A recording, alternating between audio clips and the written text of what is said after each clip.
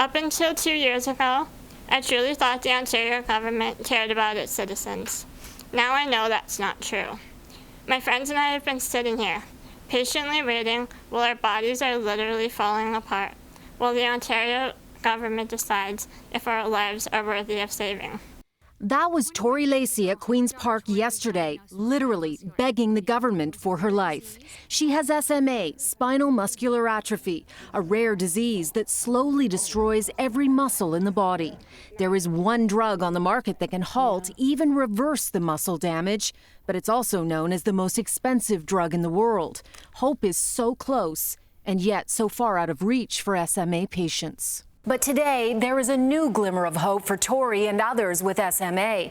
Health Minister Christine Elliott met with an SMA family and listened to what they had to say. She's rapidly deteriorating.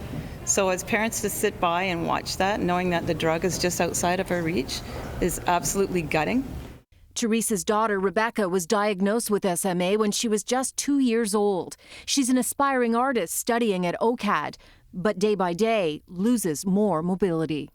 It goes from not being able to walk to not being able to use your arms, and eventually you cannot breathe. Your involuntary muscles for breathing stop working, and then eventually you die. And that's what happens with this disease, and there's a cure, and it's available, and it's working, and it's helping people in so many different countries. The drug is called Spinraza. It costs $750,000 US in the first year and $375,000 US every year after, for life, although the cost can be negotiated down with governments. Spinraza is fully covered in 42 countries as well as Quebec and Saskatchewan, but Ontario has still not made a decision on whether to cover it under OHIP. It is truly a miracle for families. City News has profiled many over the past few years. Sophia is covered for Spinraza through her father's insurance.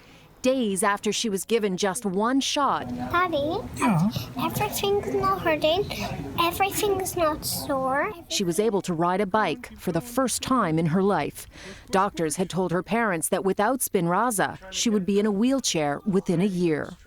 After meeting with Rebecca's parents, Christine Elliott promised to have a decision on Spinraza coverage in 2 weeks. I say that I want to work with them and see whatever we can do to help them get access to the medication that hopefully will be successful in helping them be well. Our daughter's life literally depends on it. A Ministry of Health spokesperson sent me a statement saying that 6 SMA patients are currently getting Spinraza through an exceptional access program, and they are actively reviewing expansion.